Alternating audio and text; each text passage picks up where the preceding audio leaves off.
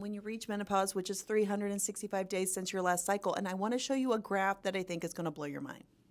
When you look at the left of this menopause stages, -4 is 4 years prior to reaching menopause. Notice everything is kind of low, but what does creep up in perimenopause is your cognitive symptoms. You're feeling crazy, you're feeling anxious, you're not feeling like you. At the 0 middle epicenter is when you reach menopause. Notice how vasomotor symptoms, which are hot flashes, spike right after you reach menopause. Now, notice the sexual and urogenital symptoms progressively change as you enter menopause, post-menopause, because when you have an estrogen deficiency, your estrogen leads, your vaginal tissue can never be the same without estrogen. And this is why people are talking about vaginal estrogen being such a huge change. When people talk about perimenopause and they'll say, I'm not having hot flashes. Well, look at this. The greatest vasomotor symptoms happen post-menopause. Now, the cognitive symptoms are on a decline once you reach menopause. The vaginal tissue has more and more problems. Now, that is because the further you get away from estrogen, the less plump your tissues become, the more dry, the more crepey, you're more likely to get infections, yeast infections, pain with intercourse, leaking. It's a whole thing. But on average, when you look at this chart, vasomotor symptoms are the most frequent during late perimenopause and early postmenopause. During this period, sleep disturbances, which is shown in the blue, are also highly frequent. And as the depressive symptoms, which is the yellow line, get worse as you get closer to menopause. The cognitive symptoms, I believe, are the greatest start, the biggest spike in perimenopause.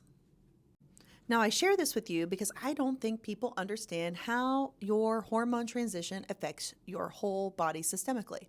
As a women's health physical therapist, I think you need to understand that now we are recommending to women over 45 that they take topical vaginal estrogen because you saw that chart. The longer you don't have estrogen, the worse your symptoms get. And then you can have itching, burning, dryness, pain with intercourse, and then they get on topical estrogen, which doesn't have a systemic effect, and it's a game changer. And the women will always say, I wish I did it sooner. So one of the things I can say for sure as a women's health physical therapist is vaginal estrogen is a game changer, especially post-menopause, especially if you have itching and burning. As a physical therapist, I can also say early postmenopause, you're going to have some of the greatest bone and muscle loss. This is why you have to change your habits and start lifting and walking.